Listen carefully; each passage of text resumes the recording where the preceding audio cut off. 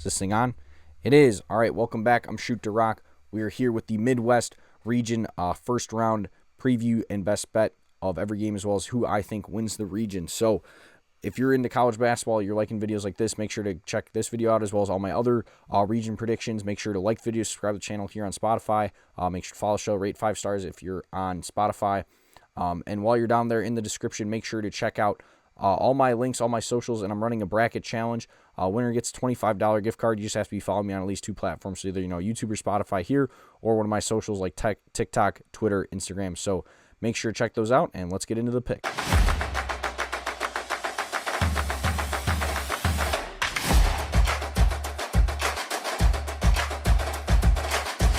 We kick off the mid-region with the 1 seed, the Michigan Wolverines, 31-3 on the year, taking on the 16 seed champions of the MEAC, the Howard Bison, 24-10. This one's at 7:10 Eastern Time on CBS on Thursday night.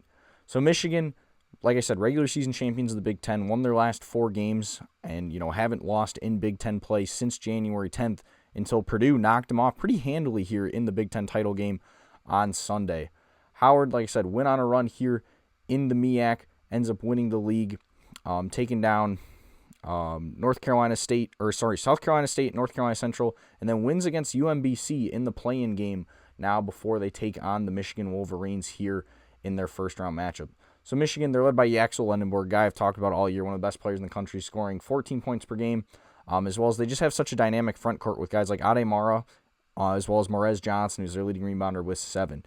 Elliot Cadeau is the one who leads the backcourt here for the Wolverines. He has 5.6 assists per game. Look out for guys like Trey McKinney and Namari Burnett as well to step up after their big loss of LJ Kaysen here earlier this season.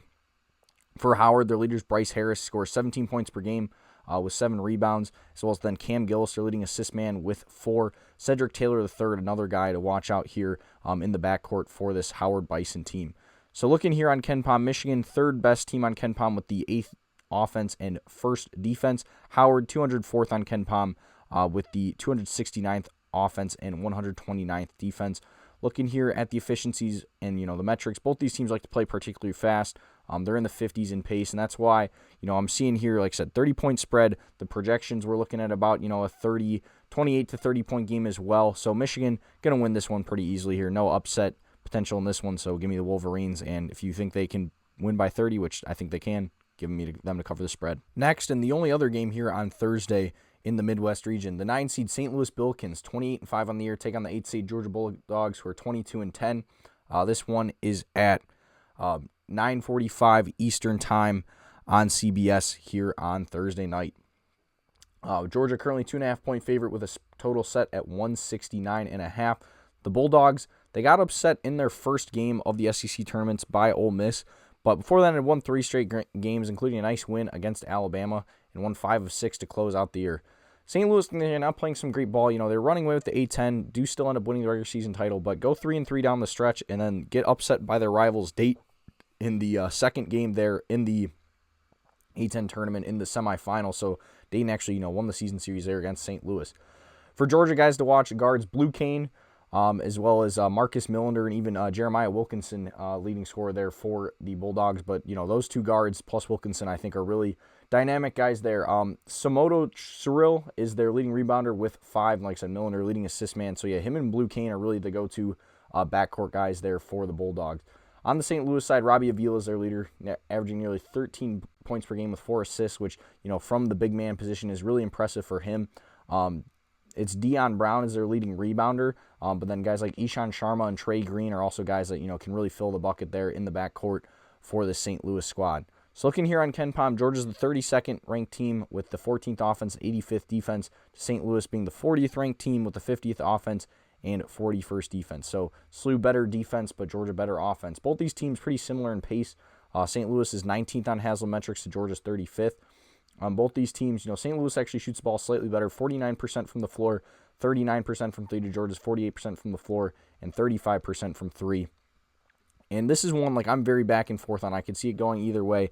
The projections have Georgia, winning by 2 on Haslametrics and winning by 1 on Torvik, but I don't know, man. I really want to pick the St. Louis team, but just the way they've been playing lately, I just can't do it. Like, seeing them live in person, they just get off to these slow starts, which against, teams in the A-10 you can overcome, but a team like Georgia, I just think it's going to be hard. So, maybe the shooting can get them back in the game, but I am going to go with the Bulldogs to get the win in this one. Then next, we got a pretty fun quad here that I think could result in some upsets. First, the 12-seed Akron, champions of the MAC, 29-5 on the year, take on the Texas Tech Red Raiders, the 5-seed who are 22-10.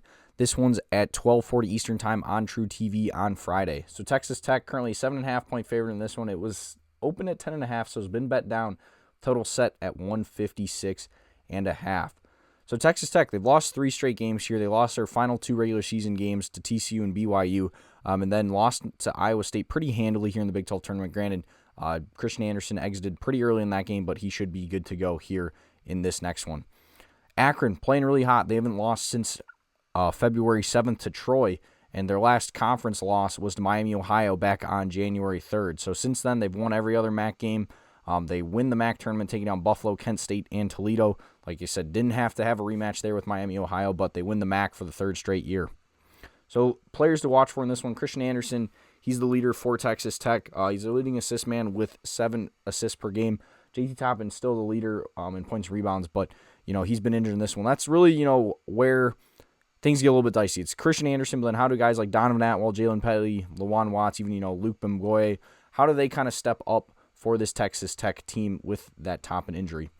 For Akron, guy to watch, Tavari Johnson. He's their leading scorer with 20 points per game and nearly 5 assists, as well as then Amani Lyles, their leading rebounder with 8. Evan Mahaffey, another guy to watch on this Akron team. So like I said, they definitely have, fun guys to watch in Tavari Johnson. I think him and Christian Anderson going at it really should be a lot of fun in this one. So looking here on KenPom, Texas Tech is the 20th ranked team with the 12th offense and 33rd defense. Pretty slow pace, though, 245th. To Akron, they're the 64th team with the 54th offense and 114th defense, and then the 32nd team in pace. So Akron, honestly, rated pretty highly here, and this contrasting styles where they're going to want to play quick. They're going to have a lot of possessions in this game. Texas Tech's the one that shoots the ball slightly better, though. They're 49% from the field and 40% from 3 to Akron's 47% from the field, 36% from 3. The projections are showing this one to be about, a 9 to, I think, even a 11-point game here on Torvik. I don't see that. I see this one being a close game, and I think if, Akron had a guy that could kind of attack inside more, to make up for that loss of JT Toppin, I could see this, being one that the Zips pull the upset, but just with them being more a 3-point reliant team. So it's going to take them, kind of being lights out in this game, and Texas Tech not being able to keep up with it for them to pull the upset. So like I said, I could see them keeping it close. I think they cover that spread, but I am going to go with the Red Raiders to get the win. Next one, another one that I think has some upset potential. The 13-seed Hofstra Pride, champions of CAA, 24-10 on the year, take on the 4th-seed Alabama Crimson Tide, 23-9. This one is at 3:15 Eastern Time on True TV on Friday. Alabama currently an 11.5-point favor with a total set at 159.5. So Alabama, another team that got upset by Ole Miss in their first game of the SEC tournament. They were playing pretty well down the stretch. They lost to Florida back in early February, but other than that, only other loss in February came against Georgia in the second to last game of the season. Hofstra, a team that's playing pretty well. They were the 3 seed in the CAA tournament, but go on a run. They won their last 4 regular season games and then take down William Mary Towson and Monmouth to win the CAA title. So players to watch in this one. For Alabama, it's LeBaron Philon, their leading scorer with 21 points and 4 assists. Aiden Holloway's their second best player, but he's going to be missing this one. So that, I think, is going to be a big loss there. And then Amari Allen's the go-to big man, leading rebound with 7. Guys like Aiden Sherrill and, Latrell Wright are also going to have to step up for Alabama in this one. The Hofstra Pride, I think they have a fun backcourt here of Preston Amid and Cruz Davis. Amid already hit a big shot in the CAA semifinals, and Davis, the leading scorer with 20 points a game and 4 assists, was on Silas Sunday, their leading rebounder with nearly 7 boards. So Alabama, the 18th ranked team on KenPom with the 3rd best offense, 69 defense. They're also 4th in tempo. Hofstra's the 87th best team with the 87th offense and the 95th defense. They're 317th in pace. So that's, the contrasting styles here where Alabama's going to like to play quick and Hofstra is, going to look to slow it down a little bit. Alabama is the better shooting team, 48% from the field, 37% from 3 to Hofstra's 43% from the field, 36% from 3. But I don't know. The projections are saying this one's going to be, a double-digit win for Alabama.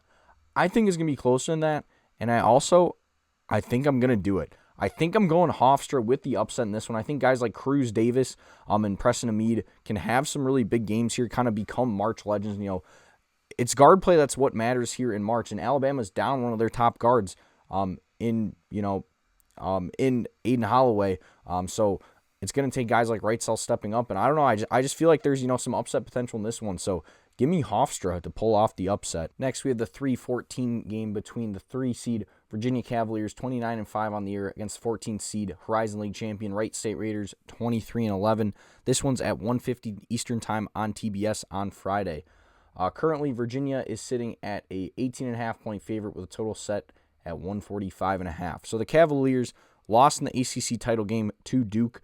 It's really, their loss this year. They've lost to Duke. Most other ACC teams they've beaten, they've looked pretty good against. So playing some good ball here when they're not having to face Duke. Wright State, like I said, top seed in the Horizon. They end up winning the conference tournament, winning the 3 games. They also won their last 2 regular season games as well as 4 of their last 5. So playing some good ball here down the stretch as well. Players to watch in this one for Virginia, it's Tice DeRitter. He's their leading scorer with 15 points a game and nearly 6 rebounds. But then they have a really good backcourt as well. Chance Mallory and then Dallin Hall, the leading assist man with 4 assists per game. So those are the guys to watch out. Plus, Jakari White off the bench, the Jakarmi, kind of has a cult following, and he's played some big games this year as well. On the Wright State side, Michael Cooper, their leading scorer with 13 points per game.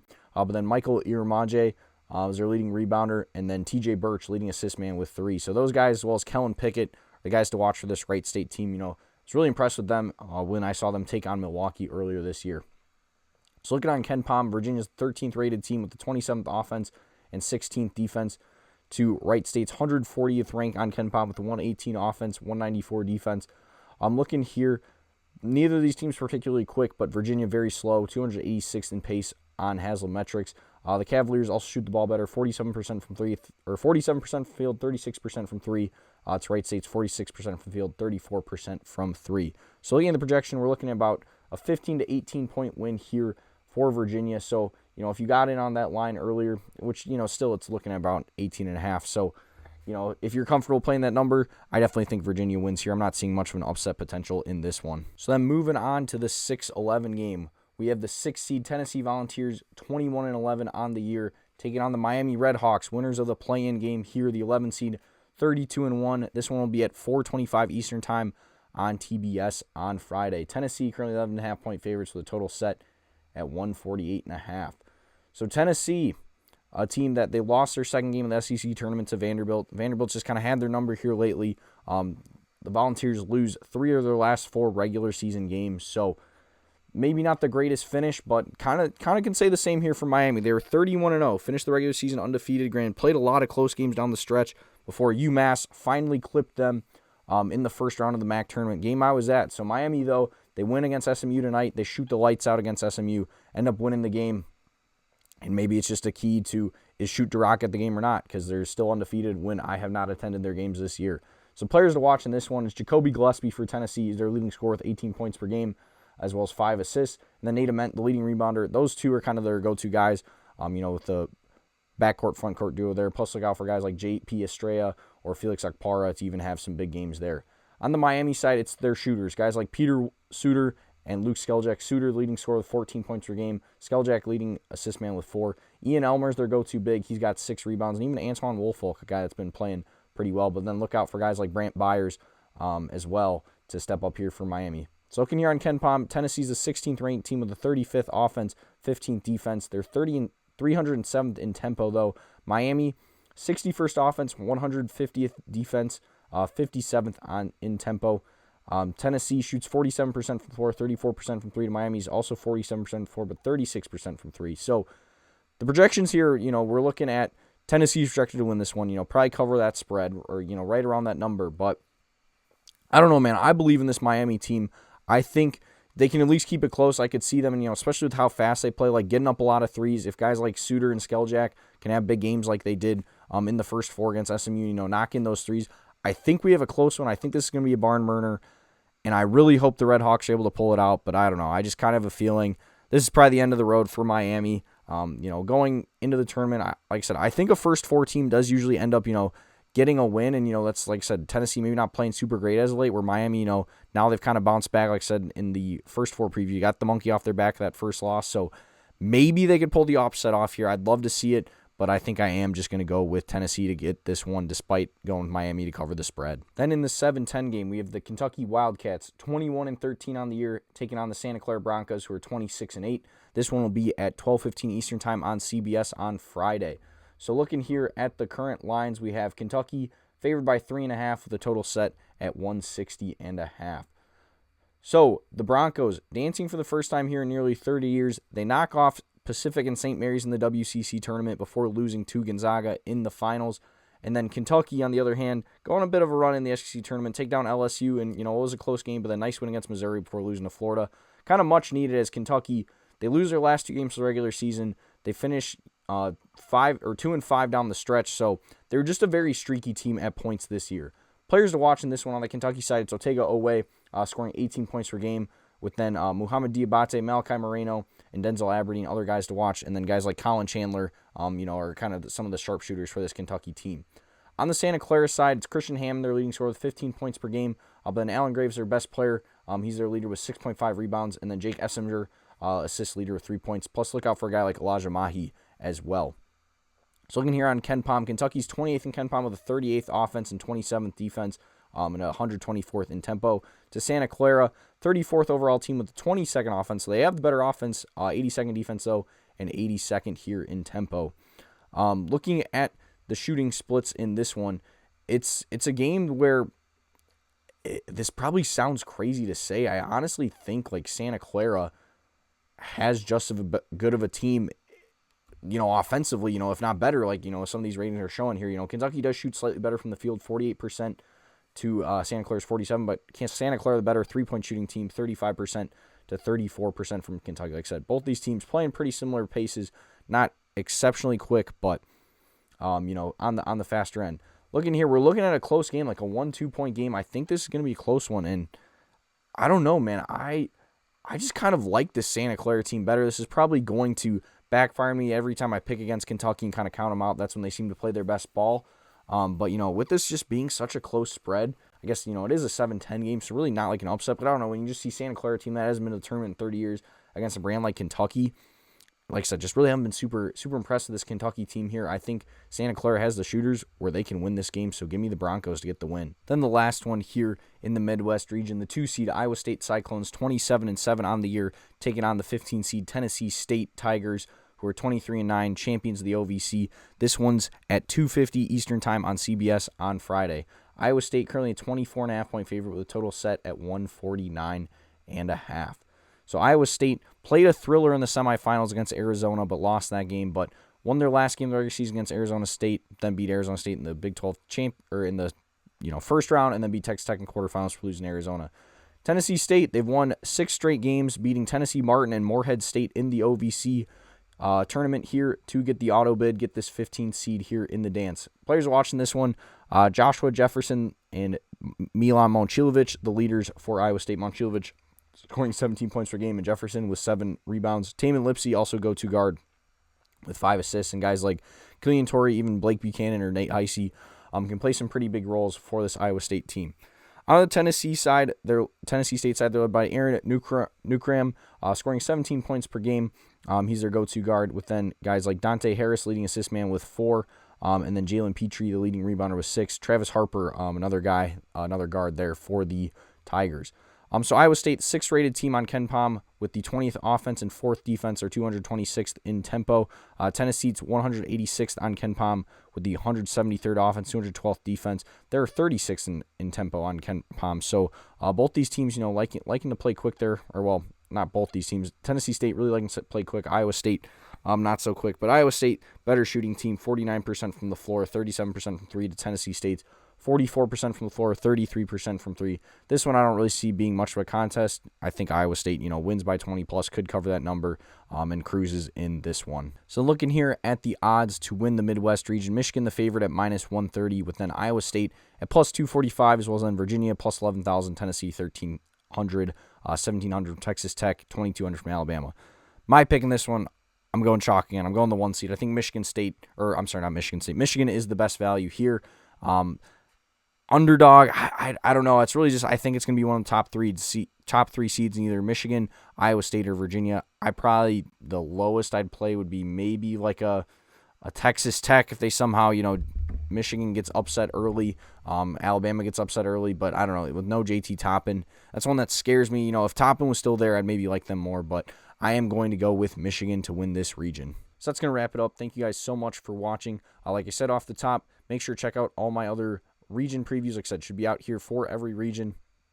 And then also make sure to join my bracket challenge. Like I said, just got to be following me on at least 2 platforms. I'd appreciate you following me on everyone, but I know people, are in different places, so either, here on Spotify and YouTube, or if you're more a social media guy, Twitter, TikTok, Instagram, even Twitch. Going to be live streaming for a lot of these games here, watching along on Thursday and Friday. So make sure to like the video, subscribe to the channel, follow the show, and rate 5 stars on Spotify. Comment your picks down below. Thank you guys so much for watching, and I'll see y'all next time. Peace.